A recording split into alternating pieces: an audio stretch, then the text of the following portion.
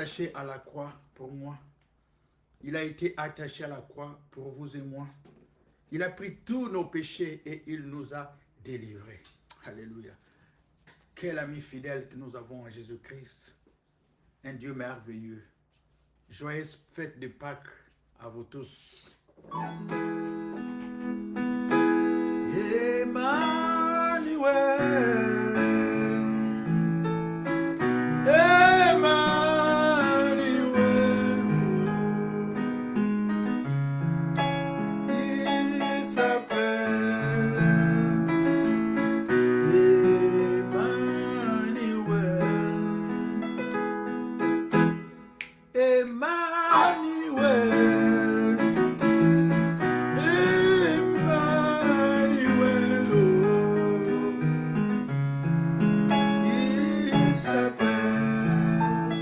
il s'appelle ton Dieu? Le mien il s'appelle Emmanuel. Dieu se révèle parmi nous. Il s'appelle Emmanuel.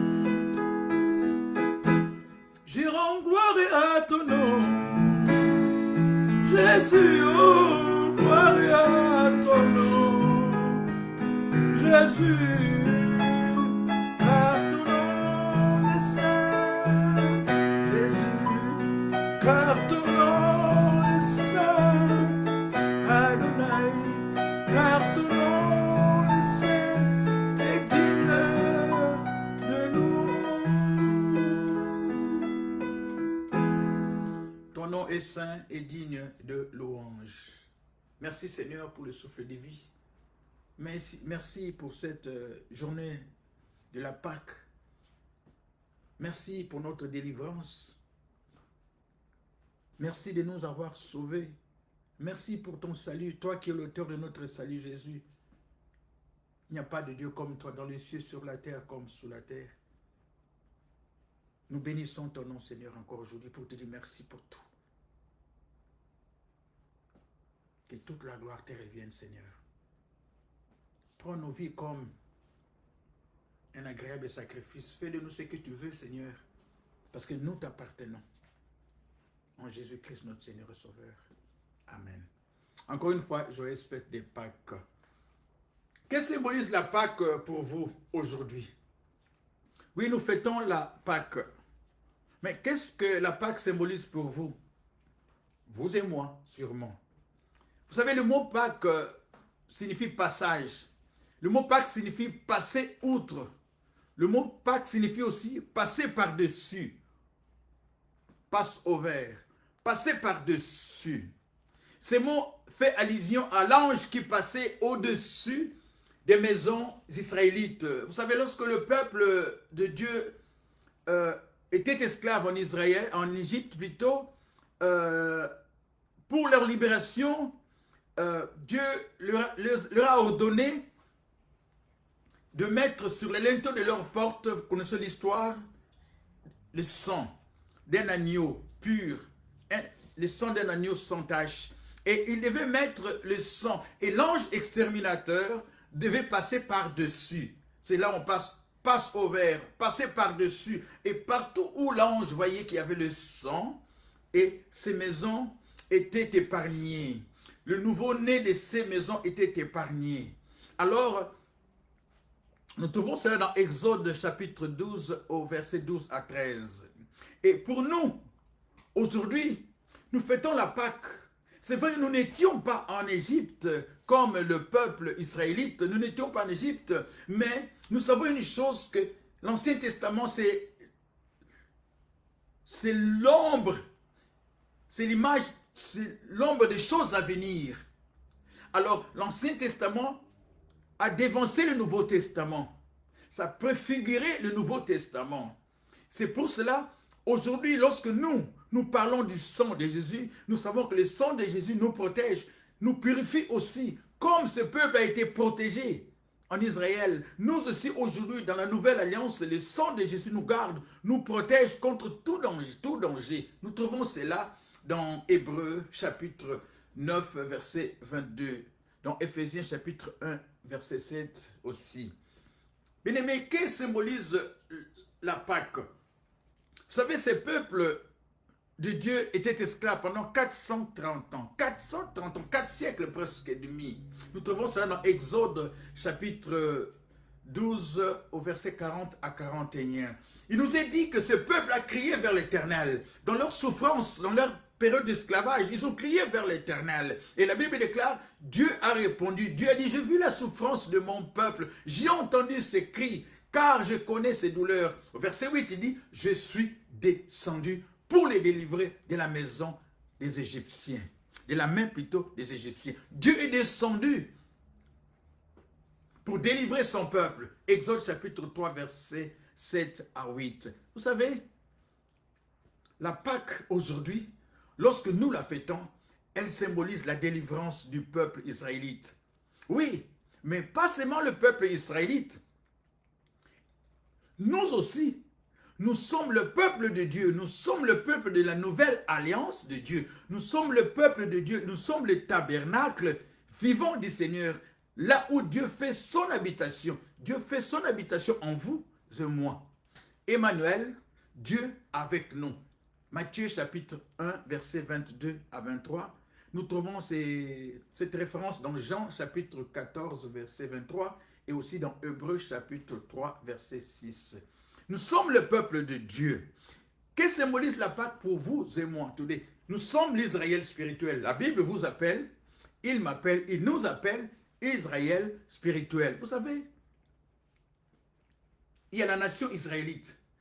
Spirituellement, la Bible nous appelle, vous et moi, Israël spirituel. Nous trouvons cela dans 1 Pierre, chapitre 2, versets 9 à 10. Nous trouvons cela, la référence aussi dans Philippiens, chapitre 3, verset 3. Galates, chapitre 6, verset 16. Si nous sommes l'Israël spirituel, ou nous sommes appelés aussi l'Israël de Dieu, comme il est écrit dans Galates, chapitre 6, verset 16, alors la Pâque symbolise ma délivrance. La fête de Pâques aujourd'hui symbolise votre délivrance. Vous êtes délivrés parce que Jésus est notre Pâque. Vous savez, l'histoire de l'Ancien Testament, c'est l'histoire d'une nation. Oui, l'histoire de l'Ancien Testament, et la Pâque, c'est une histoire d'une nation, la nation israélite. Mais l'histoire du Nouveau Testament, c'est l'histoire d'une personne. C'est ça la différence. Et cette personne, c'est qui? C'est Jésus-Christ de Nazareth. Vous savez, lorsque Jean le Baptiste était en train de baptiser, il a vu Jésus-Christ. En voyant Jésus-Christ, il dirait quelque chose. Voici l'agneau de Dieu qui ôte le péché. Voici l'agneau de Dieu qui ôte le péché. Nous trouvons ça dans Jean chapitre 1, verset 29. Qu'est-ce que Jean-Baptiste voulait faire comprendre au peuple? Que les agneaux qui étaient immolés, sacrifiés dans l'ancien temps, symbolisaient, représentaient ce monsieur que vous voyez qui est Jésus-Christ. C'est lui, l'agneau, qui était sacrifié dans l'Ancien Testament. Et c'est pour ça qu'il dit, voici l'agneau de Dieu. Ce n'est pas qu'il efface, mais lui, il ôte le péché. C'est-à-dire, Jésus-Christ était cet agneau, il symbolisait tous ces agneaux plutôt, qui étaient sacrifiés dans l'Ancien Testament. Jean chapitre 8, verset 36 nous dit, « Si le Fils vous affranchit, vous serez réellement libres. » Jésus est venu nous affranchir. Galates chapitre 5, verset 1 nous dit ceci. C'est pour la liberté que Christ nous a affranchis. Vous savez, le peuple était affranchi, était libéré, sauvé pour servir Dieu. Dieu nous libère afin que nous puissions être à son service. Et ce peuple, une fois délivré, devait servir Dieu. C'est la même chose avec vous et moi. La Pâque symbolise notre délivrance. Pas n'importe quelle délivrance, mais une délivrance qui a pour but de servir l'Éternel. Amen. Amen. Une délivrance qui a pour but de servir l'Éternel. Aujourd'hui, nous fêtons la Pâque. Nous devons nous rappeler de quelque chose de très important. Nous sommes libres. La Pâque symbolise notre liberté pour servir Dieu. Pas n'importe comment, mais le servir sans crainte. Que symbolise la Pâque pour vous et moi? Moi aussi, je fais partie de cela. Vous et moi. Que symbolise la Pâque? Vous savez, dans Exode chapitre 12, verset 5, verset 1 jusqu'à 5, ces peuples, le peuple de Dieu, les peuples israélites, avant de quitter l'Égypte, devaient sacrifier un agneau mâle et sans défaut. Et comme la Bible déclare, cet agneau mâle sans défaut symbolisait Jésus-Christ. Nous trouvons cela dans 1 Pierre chapitre 1 verset 19. La Bible déclare ceci, mais par le sang précieux de Christ, comme un agneau sans défaut et sans tache. Donc lorsque nous parlons de la Pâque, nous parlons d'une personne. Cette personne, c'est Jésus-Christ. Hébreux chapitre 7, verset 26. Et l'apôtre Paul ira plus loin pour nous faire comprendre une chose. Dans 1 Corinthiens chapitre 5, verset 7, il dira, Christ, soyez sans levain, car Christ, notre Pâque, a été immolé. Dans quel temps? Dans le passé. Christ, notre Pâque, a été immolé. Alléluia. La Pâque, c'est notre Seigneur Jésus-Christ. Mais écoutons quelque chose. Allons étape par étape. Amen. Allons étape par étape. Nous avons l'habitude de fêter la Pâque, la libération du peuple de Dieu. C'est notre libération aussi. Car le Dieu de l'Ancien Testament, c'est le même Dieu que celui du Nouveau Testament. Amen. Ok. Lorsque nous lisons dans Ésaïe 53, versets 4 à 7, écoutez ce que la Bible déclare. Et pourtant, ce sont de nos fautes qu'il a portées. Il parle de qui? De l'agneau. Quel agneau? Jésus-Christ de Nazareth. Ce sont de nos souffrances qu'il a portées. C'est de nos douleurs qu'il s'est chargé. Et nous l'avons considéré comme puni, frappé par Dieu et humilié. Verset 5. Mais lui, il était blessé à cause de nos transgressions, brisé à cause de nos fautes. La punition qui nous donne la paix est tombée sur lui. Et c'est par ses meurtrissures que vous et moi, nous sommes guéris. Alléluia. Par ces meurtrissures que vous et moi, nous sommes guéris. Nous voyons que la Pâque symbolise l'amour de Dieu vis-à-vis de nous. Nous étions, au verset 6, la Bible continue, nous étions tous comme des brebis égarées. Alléluia. Nous étions tous comme des brebis égarées. Mais Dieu a pensé à vous. Dieu a pensé à moi. Dieu a pensé à nous. Chacun suivait sa propre voie. Et l'Éternel a fait retomber sur lui toutes nos fautes. Oh, vous savez, toutes nos fautes, toutes les générations, tout être humain, toutes les fautes sont tombées sur lui. L'agneau immolé.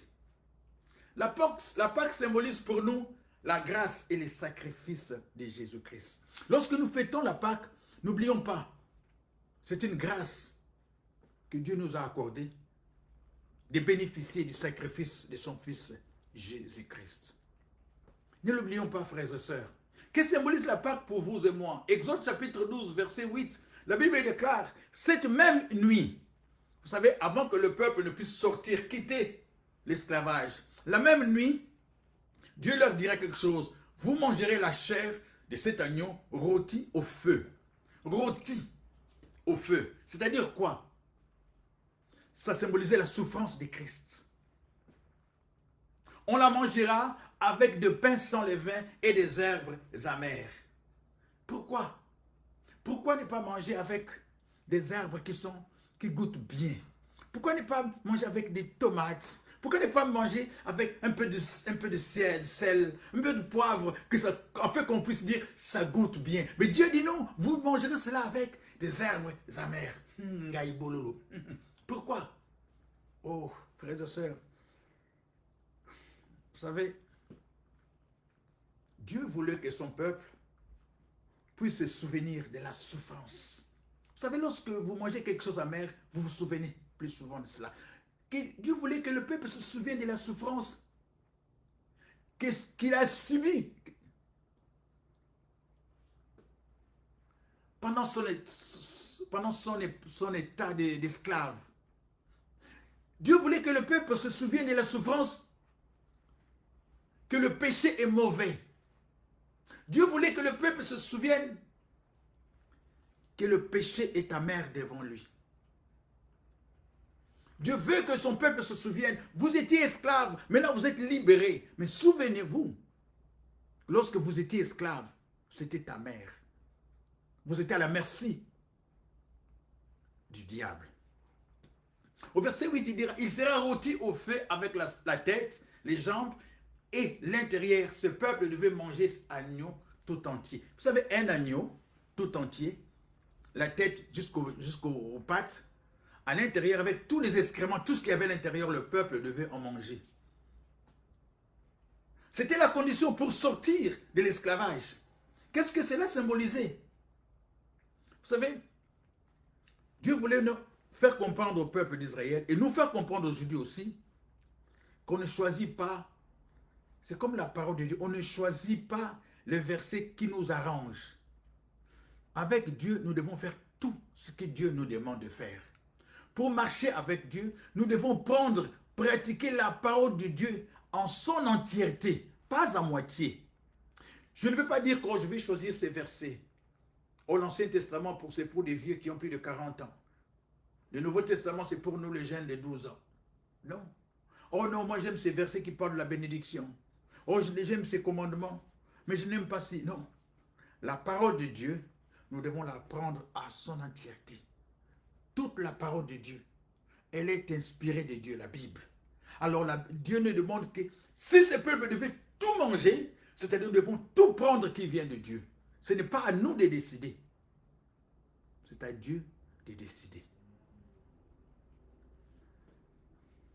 Vous savez, Jésus, la parole n'est pas divisible. La parole est entière. On ne rajoute aucun iota et on n'enlève aucun iota. C'est ce que la Bible nous déclare. Au verset 11, toujours la Pâque, vous le mangerez à la hâte. Vous mangez pressé, prêt à partir. La ceinture nouée au rein, les sandales aux pieds et le bâton à la main. Alléluia. Ce serait la Pâque, la vraie Pâque de l'Éternel. Frères et sœurs, vous mangez. Lorsque nous mangeons, nous avons l'habitude de nous asseoir à table, bien à l'aise. Un verre de vin, 7-Up, Sprite, Coca, de l'eau, crème glacée. Mais la Bible déclare, non, vous ne mangerez pas comme cela. Vous le mangerez à la hâte, prêt à partir. Vous êtes debout, la ceinture nouée au rein, les sandales aux pieds, les bâtons à la main. Ce serait la Pâque, la vraie Pâque. Dieu voulait faire comprendre son peuple et Dieu veut nous faire comprendre. Dieu veut me faire comprendre. Dieu veut nous faire tous comprendre. Une chose très importante, frères et sœurs.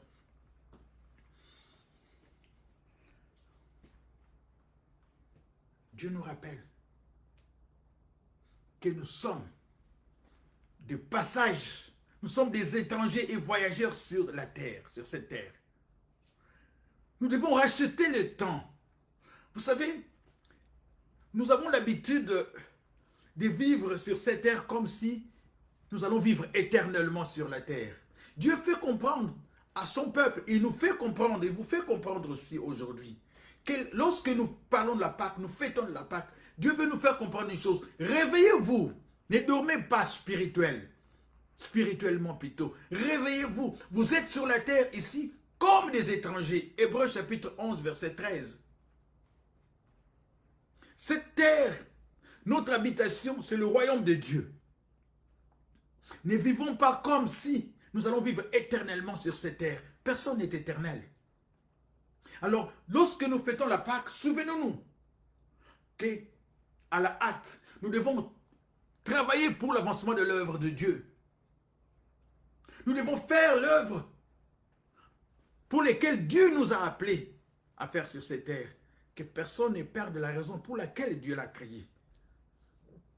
Frères et sœurs, la Pâque, nous fêtons la Pâque, ce n'est pas seulement le chocolat. Oui, c'est bien beau de manger le chocolat. C'est bien beau de manger le chocolat, au chocolat noir, au chocolat blanc. C'est bien beau. Mais n'oublions pas une chose. La Pâque, c'est Jésus-Christ. Immolé. Que symbolise la Pâque pour vous et moi? Alléluia.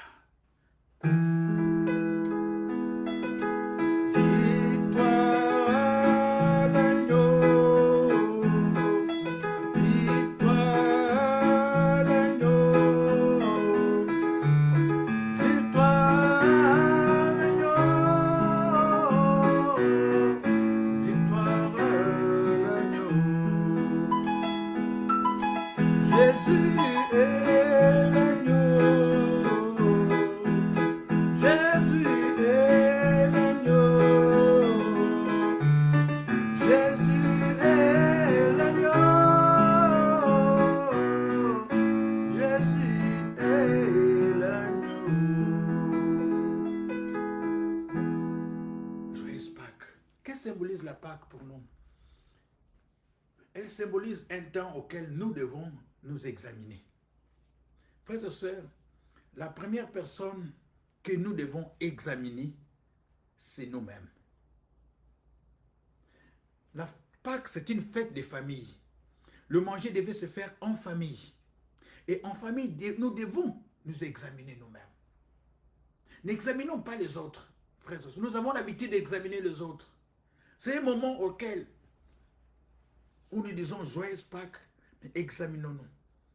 Qu'est-ce que moi j'ai fait pour le royaume de Dieu? Comment je peux contribuer pour l'avancement de l'œuvre de Dieu? Comment je fais pour aider ma famille biologique ou spirituelle pour avancer dans l'œuvre de Dieu? La Pâque, elle symbolise la réconciliation. Aujourd'hui, c'est la Pâque. Mais combien d'ennemis avez-vous? Est-ce que vous êtes réconciliés avec la famille, avec vos proches?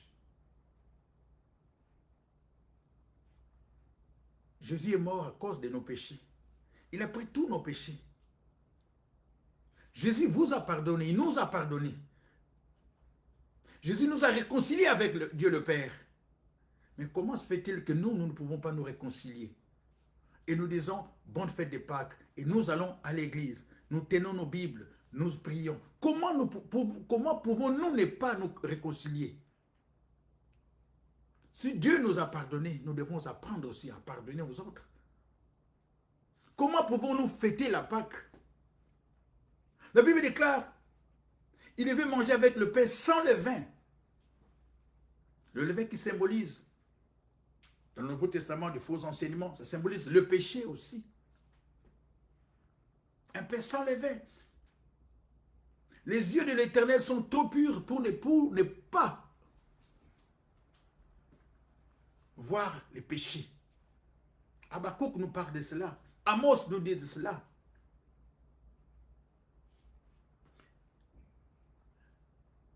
Frères et sœurs, Colossiens chapitre 1, verset 19 à 20, nous parle. Vous savez, c'est un temps d'apprendre à se pardonner. Si vous ne pouvez pas pardonner les autres, alors vous êtes en train de détruire le pont sur lequel vous devez vous-même passer. Je répète encore. Si vous ne pouvez pas pardonner les autres, alors vous êtes en train de détruire le pont sur lequel vous devez vous-même passer. Alors c'est le temps où nous devons montrer que nous avons rencontré Jésus-Christ. C'est ça la Pâque. Nos attitudes doivent changer en bien. Et si nous avons rencontré Jésus-Christ, nous sommes supposés changer de comportement. Voilà la Pâque. Ce n'est pas seulement que je vais prier, mais je dois m'examiner. Quel est mon comportement vis-à-vis de mes semblables? Luc chapitre 23, au verset 12, la Bible déclare une chose très importante. Frères et sœurs, si vous avez rencontré Jésus dans votre vie, il faut qu'il y ait un changement. S'il n'y a pas de changement, alors vous n'avez pas ouvert votre cœur à Jésus-Christ. Mais aujourd'hui, si vous n'avez jamais accepté Christ dans votre vie, donnez votre vie à Jésus. C'est gratuit et c'est bénéfique, car Jésus revient bientôt. Dans Luc chapitre 23, au verset 12, la Bible déclare, nous raconte une histoire de Pilate et Hérode. La Bible déclare, ces deux hommes étaient des ennemis, des pires ennemis. Luc chapitre 23, verset 12. Ces jours même, Pilate et Hérode, qui étaient des ennemis sont devenus des grands amis. Pourquoi? Parce qu'ils ont fait la rencontre de Jésus-Christ. Vous savez, lorsqu'on rencontre Jésus-Christ dans sa vie, frères et sœurs, ça va se voir aux yeux des gens. Ça va se voir au ciel. Les anges vont les reconnaître. Et vos ennemis seront dans la honte. Le diable sera dans la honte et sous vos pieds. Ils étaient des ennemis, mais ils sont devenus des pires amis. Pourquoi? Parce que l'un et l'autre ont rencontré Jésus-Christ. La présence de Jésus change toujours. Amen. Amen. La présence de Jésus change toujours. C'est ça la Pâque. Si aujourd'hui, vous dites joyeuse Pâque, vous fêtez la Pâque, examinez-vous. Examinons-nous. Suis-je toujours le même? Ou rencontrons Jésus-Christ, j'ai changé? La Pâque symbolise l'amour de Dieu. Alléluia. L'amour de Dieu. Dieu a tant aimé le monde qu'il a donné son Fils Jésus-Christ afin que quiconque croit en lui ne périsse pas, mais qu'il ait la vie. Alléluia. On va réfléchir un peu la gorge. On va réfléchir un peu la gorge.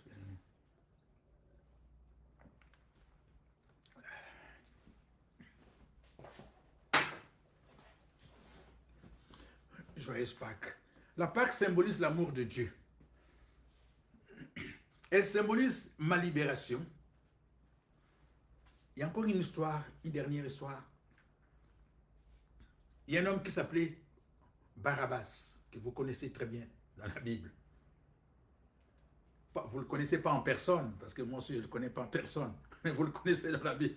Barabbas, un vagabond, un voleur, un bandit, un assassin. Condamné à mort. Mais lorsqu'il a rencontré Jésus-Christ, Jésus a pris sa place. Libéré Barabbas, on a condamné Jésus. Jésus a pris la place du brigand. Jésus a pris ma place. Il a pris votre place. Il a pris nos places. Il est mort à cause de nous. La Pâque, c'est la mort. Symbolise la mort et la résurrection de Jésus. Et son avènement futur qui viendra bientôt.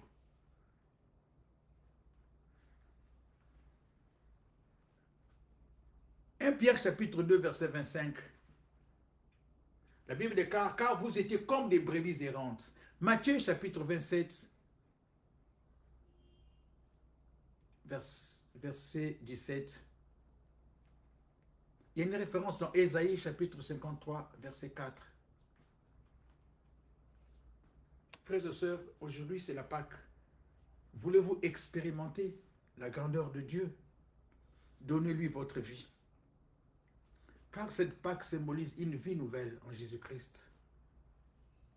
Elle symbolise sa mort et sa résurrection.